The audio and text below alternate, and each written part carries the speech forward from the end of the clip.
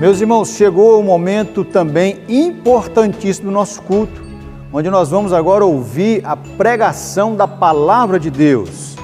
E bondosamente o reverendo Ricardo, pastor da Quinta Igreja, amigo precioso, presidente do nosso sínodo, aceitou o convite para nos abençoar nessa noite. Reverendo Ricardo, seja bem-vindo à Quarta Igreja mais uma vez, que é também a sua igreja. Que Deus o abençoe na exposição da Palavra, em nome de Jesus. Vamos fazer uma oração pela vida do reverendo Ricardo. Obrigado. Deus, nós pedimos a tua bênção sobre a vida do reverendo Ricardo. Obrigado pelo carinho, a amizade dele para comigo e para com a Quarta Igreja. Que o Senhor abençoe juntamente com a sua esposa, seus filhos, a sua netinha. Abençoe também os membros da Quinta Igreja, que sejam um alvo das bênçãos do Senhor. E agora, quando o teu filho vai transmitir para nós a tua palavra, Senhor, abra o nosso coração, abra o nosso entendimento e fale conosco, em nome de Jesus. Amém e amém. É com muita alegria que nós estamos aqui com você, conectados nos nossos canais da nossa igreja, e foi um privilégio poder estar com vocês. Louvo a Deus por essa oportunidade, e nós queremos dar continuidade àquilo que a nossa igreja tem compartilhado já há alguns domingos. Estamos falando sobre os 7 eu sou do Evangelho de João, onde Jesus Cristo faz uso dessa expressão, e nós queremos compartilhar então nessa noite em que nós nos reunimos como família para adorar e bendizer o nosso Deus, o texto de João no capítulo 14, e eu queria convidá-lo a abrir a palavra do Senhor do verso 1 até o verso de número 6, que é a perícope que nós vamos estar trabalhando com os irmãos nessa noite. Então reúna a sua família, dá tempo você convidar e compartilhar com um amigo, um irmão, para que todos possam estar agora voltando o seu coração ao Senhor, para que tenhamos esse momento para ouvir a palavra do nosso Deus. Então, feitas essas considerações, quero, portanto, convidá-lo a abrir no Evangelho de João, capítulo 14, do verso 1 ao verso de número 6. Diz assim a palavra do Senhor: Não se turbe o vosso coração, credes em Deus, credes também em mim. Na casa do meu Pai há muitas moradas. Se assim não fora, eu vos teria dito, pois vou preparar-vos um lugar. E quando eu for e vos preparar lugar, voltarei e vos recebereis para mim mesmo, para que onde eu estou esteja vós também. E vós sabeis o caminho para onde eu vou. Disse-lhe Tomé: Senhor, não sabemos para onde vais. Como saber o caminho?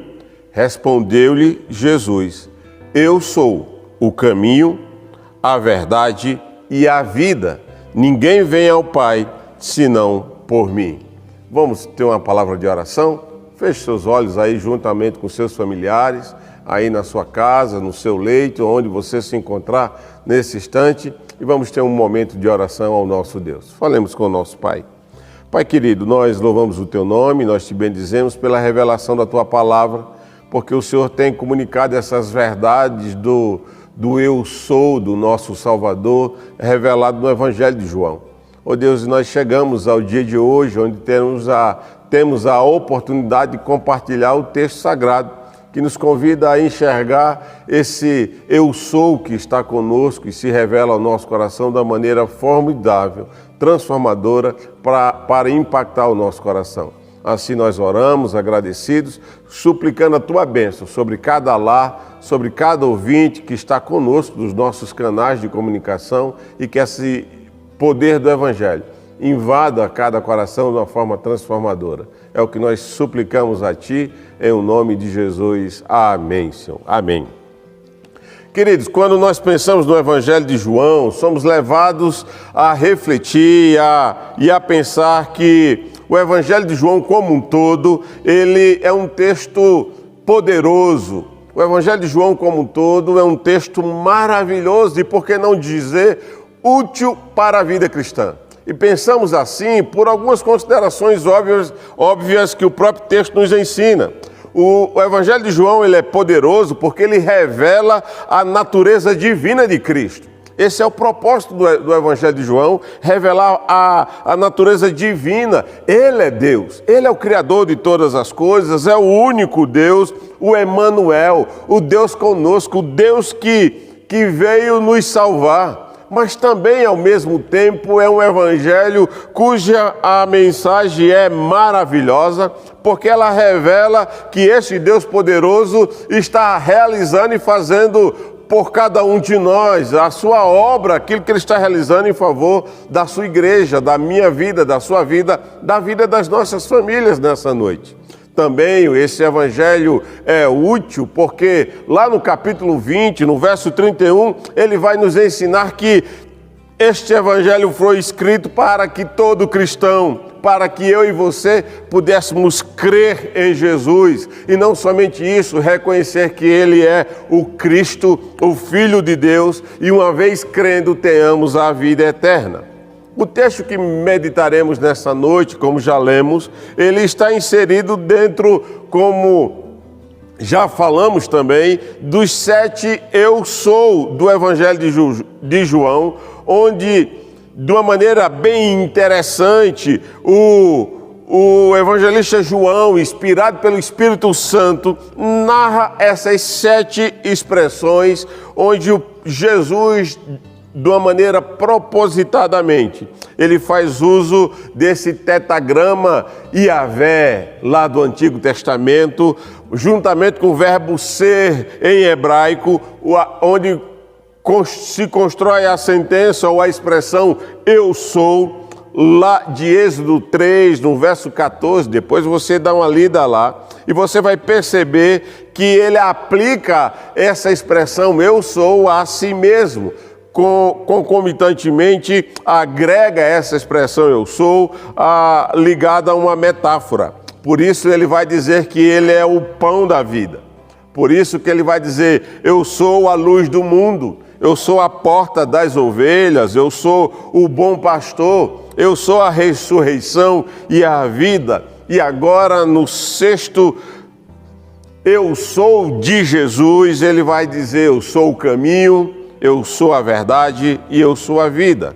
Em outras palavras, vale a pena fazer essa consideração antes de adentrarmos no texto. Em outras palavras, Jesus estava dizendo, eu sou Deus. Eu sou esse Deus criador dos céus e da terra. Eu sou aquele que sustenta, mantém e governa todas as coisas. Percebemos isso na própria revelação das Escrituras, quando o Evangelho de João, no capítulo 1, ele diz que no princípio era o Verbo, e o Verbo estava com Deus, e o Verbo era Deus. Quando o apóstolo Paulo, escrevendo aos Colossenses, no capítulo 1 também, ele vai dizer, nele foram feitas todas as coisas, e por ele foram feitas todas as coisas. Ele é o princípio, o fim, a razão de todas as coisas, em quem tudo converge para ele, diz o apóstolo Paulo, falando aos Efésios, também no capítulo 1. Então, esse Jesus que é o Deus conosco, o Emanuel,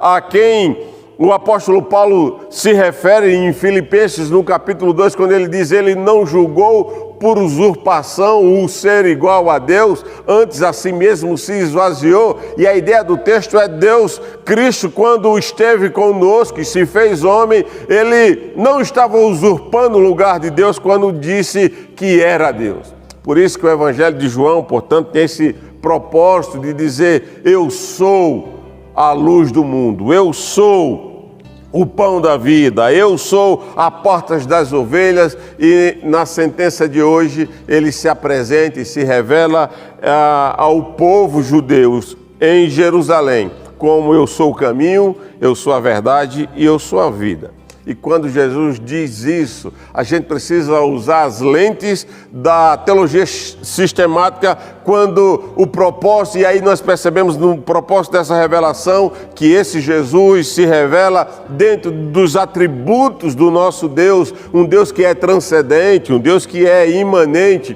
um Deus que está acima de todas as coisas, contudo é um Deus que se relaciona e se faz presente no meio do seu povo. Aí nós olhamos para esse Deus que se revela a nós, dentro dos seus atributos, a gente percebe a unicidade de Deus e a simplicidade de Deus. E o que é que nós queremos dizer com isso? Quando a teologia é sistemática, por isso é necessário fazer a leitura dessa expressão, eu sou a verdade, eu sou o caminho, eu sou a vida, dentro dessa perspectiva dos atributos de Deus, da sua unicidade. Por que da unicidade, pastor? Porque ele está dizendo, eu sou esse Deus que não pode ser composto, esse Deus que não pode ser dividido, ou seja, é um Deus indivisível, um Deus que se apresenta num todo. Então, quando ele diz eu sou o caminho, então ele não está dizendo que é mais um caminho, mas é o todo o caminho, é o único caminho de fato. E aí entra a ideia da simplicidade, dizendo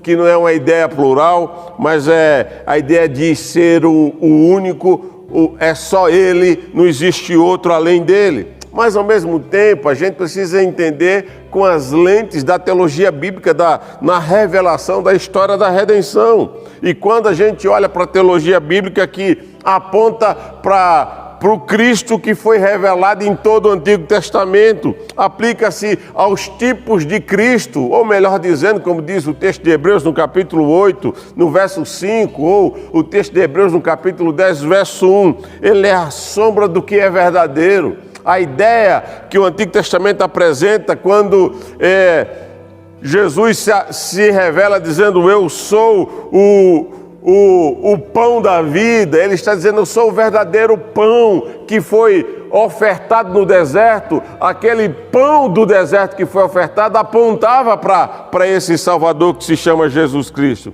Então ele é o verdadeiro pão no deserto. Em outras palavras, Jesus está dizendo que ele é a verdadeira luz, como diz o texto do profeta, o mundo que andava em trevas viu a luz, e essa luz pré-anunciada no Antigo Testamento apontava para a verdadeira luz, era uma sombra da verdadeira luz que se chama Jesus, a luz que brilhou no mundo em trevas. Quando ele diz, eu sou a porta das ovelhas, ele é a verdadeira porta das ovelhas perdidas de Israel, o verdadeiro pastor que de fato conduz as suas ovelhas para pastos verdejantes. E diante desta verdade, ele se apresenta agora dizendo, eu sou o caminho, eu sou a verdade e eu sou a vida.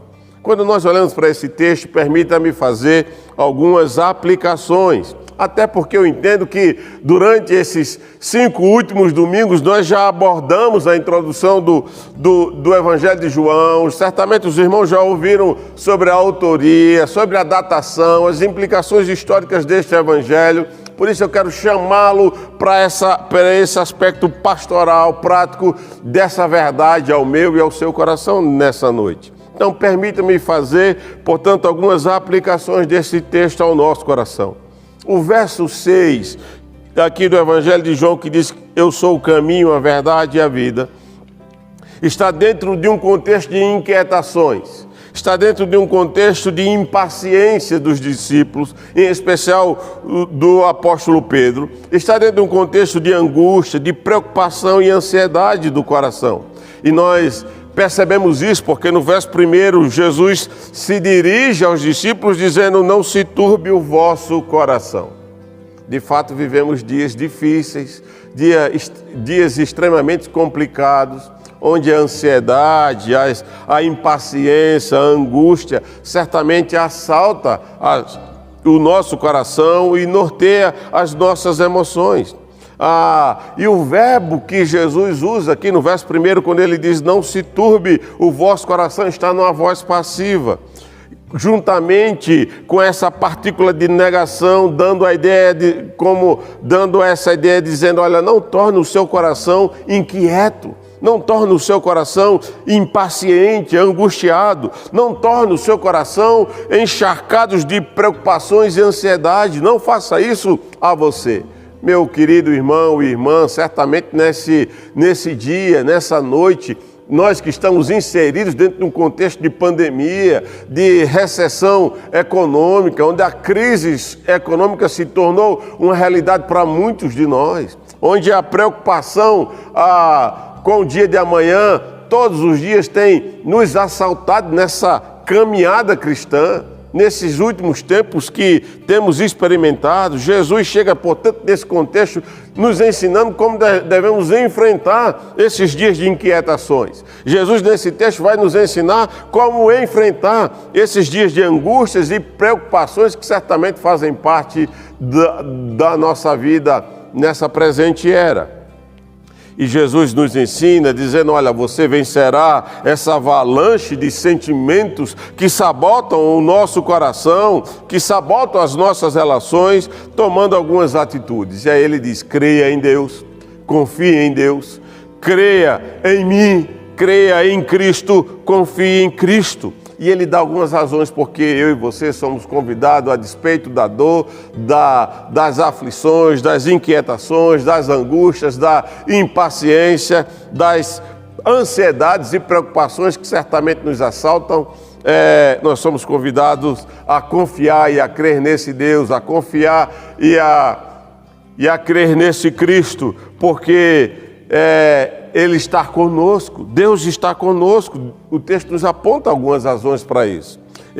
O Pai tem um lugar para mim e para você. É essa perspectiva com as quais devemos encarar esses dias difíceis que enfrentamos. O Filho preparou esse lugar, por isso que o apóstolo Paulo, trazendo essa perspectiva que fortalece a nossa esperança para enfrentar o dia mau, lá em Romanos, no capítulo 8, no verso 18, ele diz, porque eu tenho por certo que o sofrimento do tempo presente, as lutas, as preocupações, as inquietações, as ansiedades desse tempo presente, que certamente invade a nossa vida, estrangula a nossa alma, não se compara com a glória que há de ser revelada em cada um de nós através de Cristo Jesus.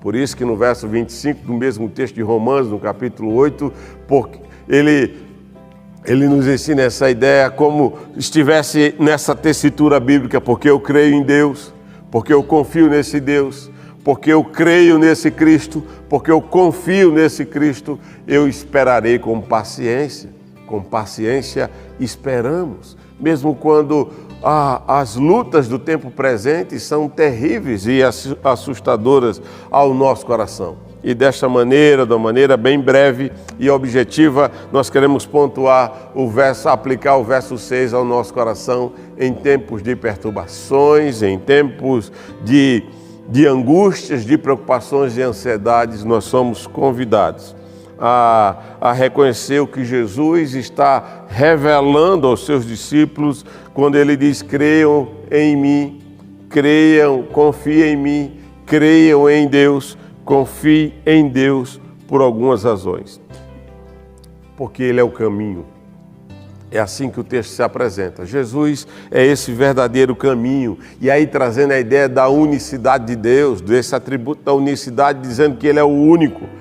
E ao mesmo tempo trazendo o atributo da simplicidade de Deus, quando ele diz, eu sou esse Deus único, eu sou um só Deus, não há outros deuses com os quais você possa se dirigir. Ele diz, então eu sou esse caminho. E a ideia que Jesus apresenta para nós, quando ele se revela aos discípulos, dizendo, olha, não se turbe, não se preocupe, não seja tomado de ansiedade, porque eu sou o caminho. A ideia não é seguir Jesus como Jesus fosse à frente e nós fôssemos atrás.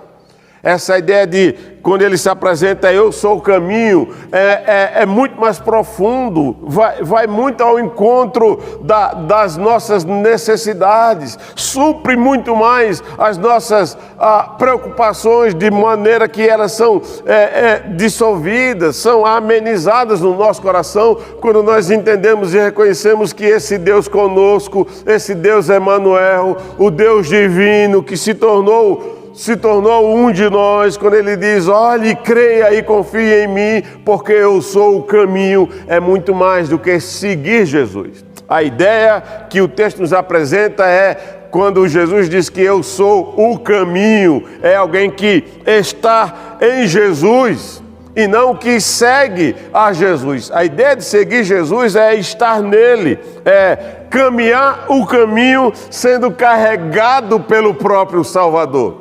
Quem vai percorrer esse caminho é Cristo, e Ele é o único caminho sem o qual ninguém chegará a Deus.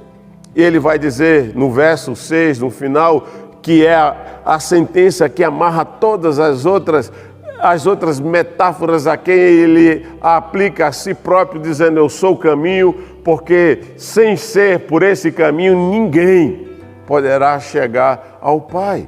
É uma impossibilidade humana para mim, para você, é uma impossibilidade para o pastor, para os líderes da igreja, é uma impossibilidade para a raça humana se aproximar de Deus sem que esse pecador esteja em Cristo, que é o caminho. Por isso eu afirmo a você, Jesus não é mais um caminho dentre tantos outros caminhos, mais um meio de se aproximar de Deus dentre tantos outros meios. Ele não tem o caminho, mas Ele diz: eu sou o caminho. E para chegar a Deus é preciso estar no caminho. É muito mais do que simplesmente seguir Jesus. E nessa noite você é convidado, portanto, nessa perspectiva, a estar em Cristo Jesus. O verdadeiro caminho, o único caminho. Mas Jesus diz: olha, eu não sou só o único caminho. Ele, nesse texto, ele se apresenta e diz: eu sou a verdade. Mais uma vez, a ideia da unicidade, da simplicidade desses atributos de Deus, aplicado a essa expressão eu sou, dizendo: olha, eu sou o Deus que é o único Deus, conjuntamente com a metáfora verdade. Ele está dizendo: eu sou, não sou apenas mais uma verdade, mas eu sou a única verdade. Não há outra verdade fora de mim. A bem da verdade, a ideia seria que as verdades do mundo é que devem ser autenticadas pela verdade de Deus, e não as minhas verdades que devem autenticar a verdade de Deus. Nós vivemos num mundo difícil, um mundo complicado, como já falamos, porque quando nós olhamos para o mundo que está à nossa volta, alguns dizem que nós estamos numa geração plural. Outros vão afirmar que nós somos uma geração que pertencemos a uma sociedade líquida, de indivíduos líquidos, de sentimentos e atitudes líquidas. Outros, por sua vez, vão fazer a interpretação dessa presente era, dessa geração, como uma geração customizada. Ou seja, alguém que vive por costume e que fazem dessa verdade a sua maneira de pensar, que fazem das suas experiências as verdades que norteiam a sua vida. E quando nós pensamos nisso, independente de quais termos nós usaremos para fazer a leitura da nossa realidade, é que quando nós usamos ou percebemos que somos uma geração plural, ou quando nós usamos termos que somos uma geração líquida ou coisa que o valha, ou somos uma geração customizada, o fato é que, independente do termo, nós vamos relativizar a verdadeira verdade. E quando nós incorporamos pressupostos, é algo que eu tenho ensinado àqueles com quem eu tenho tido a oportunidade de compartilhar o Evangelho, quando nós incorporamos pressupostos que não são pautados na revelação desta verdade que se chama Jesus Cristo, quando nós incorporamos ao nosso coração pressupostos que não são pautados pela revelação do Evangelho, não são cristãos, fatalmente nossa mente, nossos sentimentos, nossas vontades serão orientados por desejos que nos afastarão de Deus. A verdade, como já falamos, é que a verdade do Evangelho é que autentica todas as outras verdades. Por isso, é o que Jesus nos ensina, que deve nortear o que nós sentimos. É o que Jesus nos ensina, que deve nortear o que nós pensamos. É o que Jesus nos ensina, que deve nortear a maneira como reagimos. Por isso que Jesus chega nesse texto e diz: não se turbe, meu querido, o vosso coração. por mais preocupações, por mais ansiedades, por mais inquietações que a sua presente realidade possa trazer ao seu coração, você tem um Deus que preparou o lugar para você, para sua família, para cada um de nós. Você tem um Deus que se revela a você dizendo: creia em mim, confie em mim, porque eu sou o verdadeiro caminho.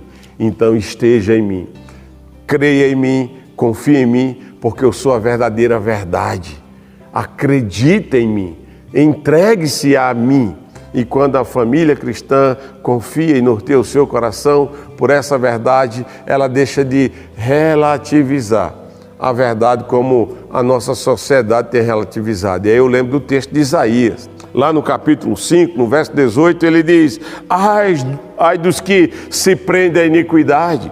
Ai, por isso que nós vivemos uma geração complicada. Ele vai dizer: ai daqueles que se prendem ao pecado com a corda do engano. No verso 20 de Isaías 5, depois você lê, ele diz: ai daqueles que chamam o mal de bem, a trevas de luz, o doce de amargo. Ai daqueles que distorcem a verdadeira verdade, que veem prazer no mal e chamam o mal de bem, que veem prazer nas trevas e chamam as trevas de luz, que veem prazer no amargo e chamam o amargo de doce. E no verso 21 de Isaías 5 ele diz: ai daqueles que se julgam sábios aos seus próprios olhos. Por isso que em Romanos, no capítulo 1, o apóstolo Paulo, na revelação do poder do Evangelho, ele diz: por desprezarem o conhecimento de Deus, os homens se tornaram loucos, achando-se sábios. Por isso que Jesus diz: não se turbe o vosso coração. Creia em mim, não despreze essa verdade, porque eu sou a única verdade. A bem da verdade, sempre que eu tenho a oportunidade de falar da verdade, nós devemos adotar a palavra de Deus, como falamos na nossa profissão de fé. Ela não é só a única verdade, mas é a absoluta única verdade que deve nortear a minha mente, os meus sentimentos e as minhas vontades, porque elas promovem e nos conduzem a agradar a Deus. Mas Jesus, nesse texto, se apresenta não só como o único caminho, não só como a única verdade, mas ele se apresenta como a única vida. Ele diz: eu sou a vida. E a ideia que esse texto nos traz é que o indivíduo sem Cristo não tem vida. Não existe vida fora de Deus, não existe vida sem estarmos no verdadeiro caminho. Pedagogicamente ele vai nos ensinando: não existe vida sem estarmos fundamentados e alicerçados na verdadeira verdade. Não existe vida sem Cristo. Por isso, meu querido irmão, querida família que nos acompanha através dos nossos canais nessa noite, nós somos convidados nessa hora a estarmos ligados a Cristo, conectados com esse Cristo, diante dos quadros de perturbações, de inquietações, entendendo e reconhecendo que Ele é a única vida. Nós sempre experimentaremos dessa vida e vida abundante quando nós estivermos ligados e conectados a Cristo. Por isso você é convidado nessa hora a estar ligado a esse Salvador que se chama Jesus Cristo, porque Ele veio nos dar vida e vida em abundância. A bem da verdade, temos enfrentado dias complicados, como já falamos. Os dias de fato têm sido difíceis. O nosso coração se perturba, o nosso coração se inquieta, o nosso coração se assusta, se amedronta diante do quadro que se descortina aos nossos olhos. Nós certamente gostaríamos de estar todos nós reunidos aqui no templo, desfrutando daquilo que nós já desfrutávamos há um pouco tempo atrás. Contudo, as coisas nem sempre acontecem do jeito que nós queremos. As coisas nem sempre concorrem do jeito que nós gostaríamos que elas concorressem. Às vezes as coisas saem ao nosso controle. Às vezes as coisas contrariam as nossas vontades.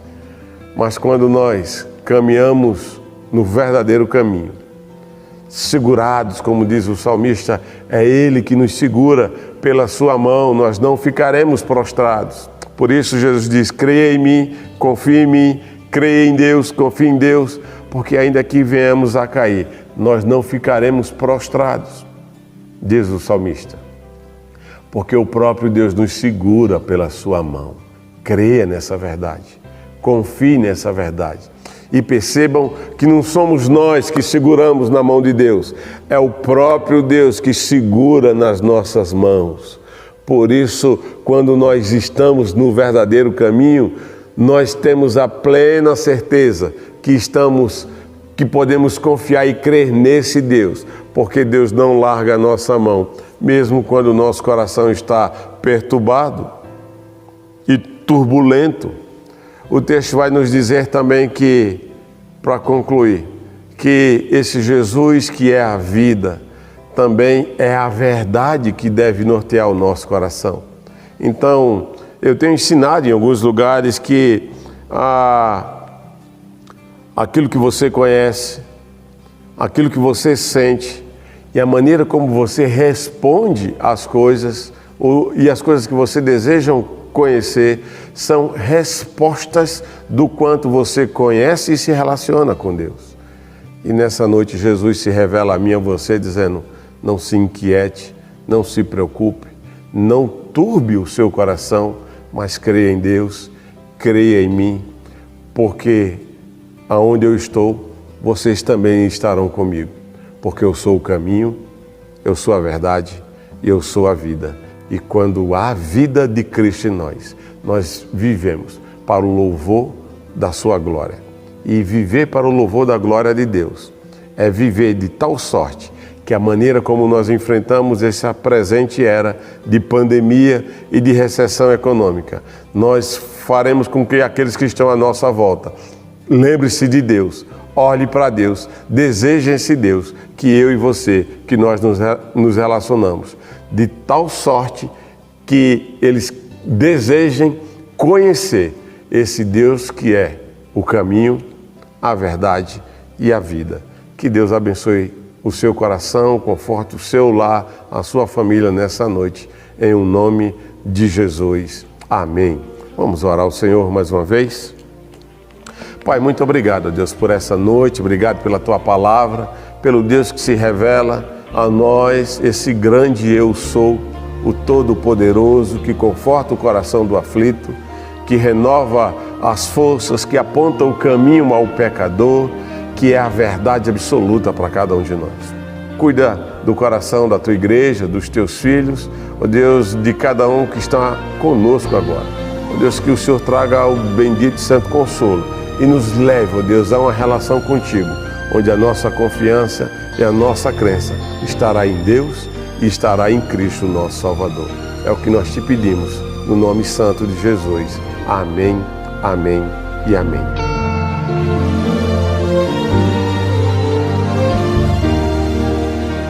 Vamos receber a bênção do Senhor. Que a graça bendita de Jesus, o nosso Senhor, que o amor eterno de Deus, o nosso Pai, se faça presente na vida de cada um dos teus filhos que se encontram conosco nesta hora e com todo o teu povo espalhado na face da terra, hoje e para todos sempre. Amém, amém e amém. Que Deus o abençoe. Foi uma alegria estar com vocês nesse período. Um forte abraço e que Deus esteja nos fortalecendo a nossa fé para a glória dele.